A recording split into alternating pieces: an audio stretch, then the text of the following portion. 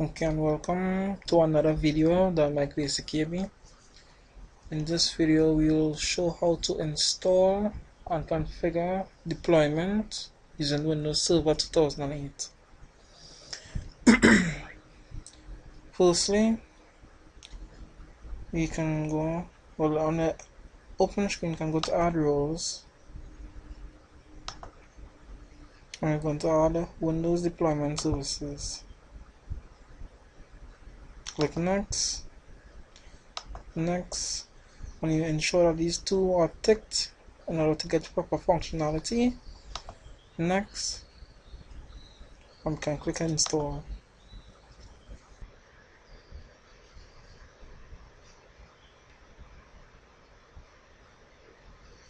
Okay, installation has completed. I can click Close.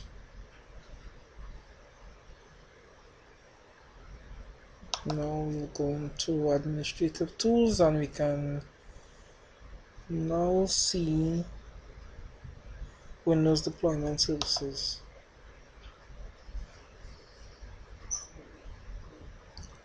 We'll go to Servers.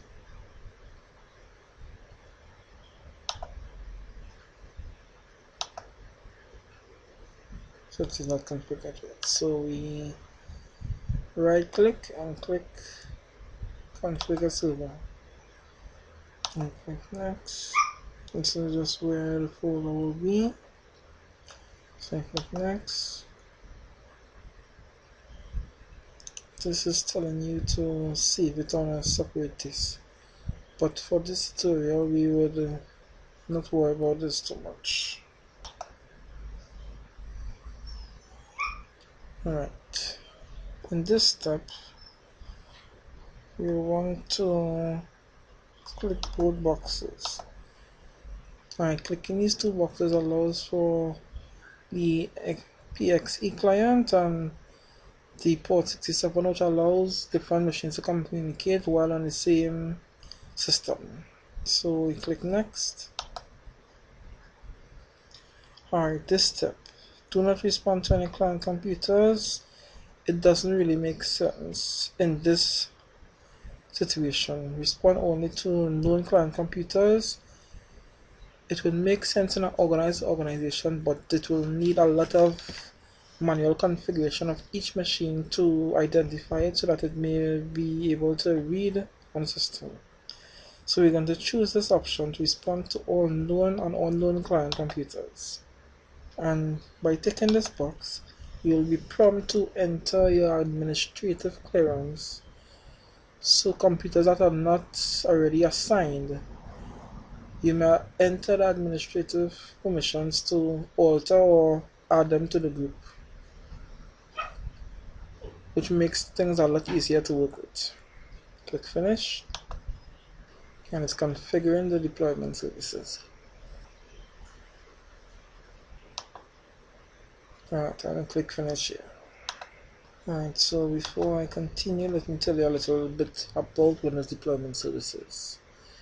This is simply a way to install different operating systems through various systems. For say example, you have a server connected to several work computers. Installing it once on a server will carry this installation throughout all the connected end devices in the work environment. So now we can go on to boot devices. Alright, so right click boot, add boot image, and so we click browse, go to my computer, it will be on the drive here. So we go into sources, and click boot. Alright, let's click boot and click next. This will be the name of the setup. You can rename it.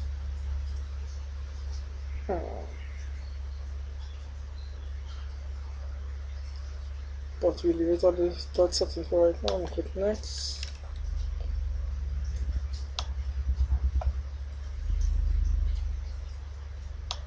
And have the Longhorn. Click next.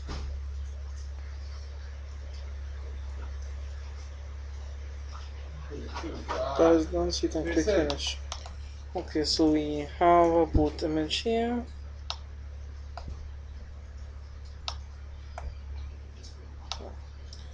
Now we can install the image.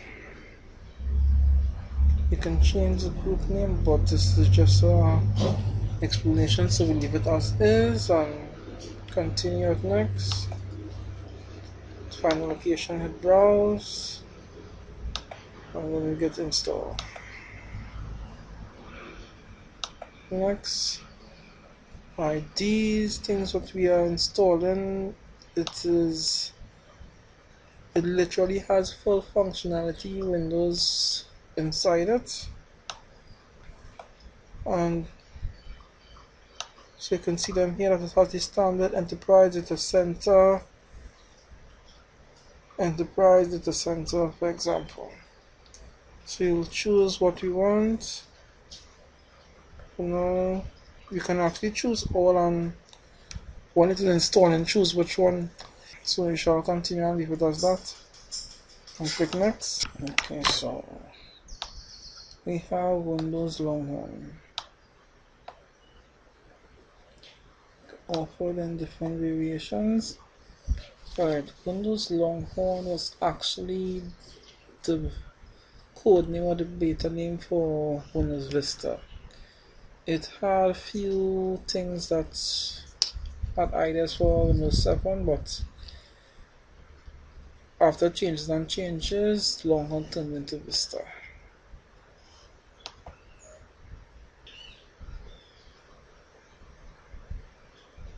And then it's finished. So we have several image files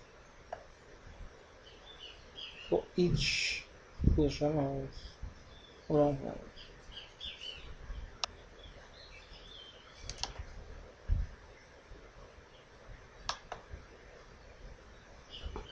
And now in the server,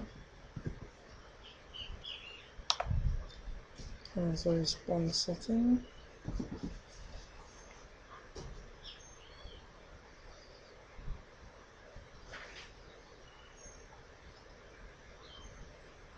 And so after deployment,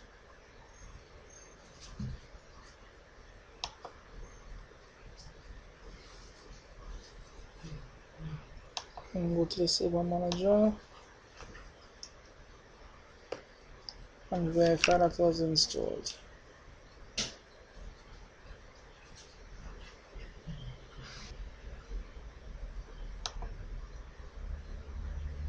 As we see, Windows Deployment Services as one of the rules installed. Okay, so we did that.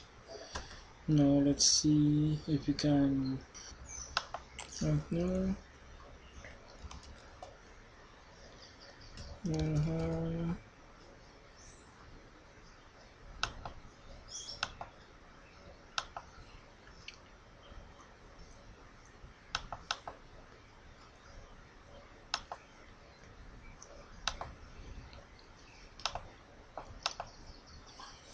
Next, continue. Go to settings. System, we're going to enable networking and put it as the first order because we wanted to put file networking before we do everything. Alright, under networking, we want to put this under internal adapter so it will not affect the current system that already on it. Okay, and before we launch, can go in here and change the property.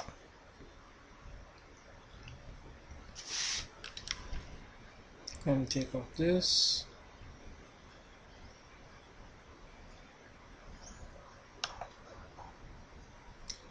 that should allow it to go straight to the BIOS setup. So click apply and OK. And let's try to run this.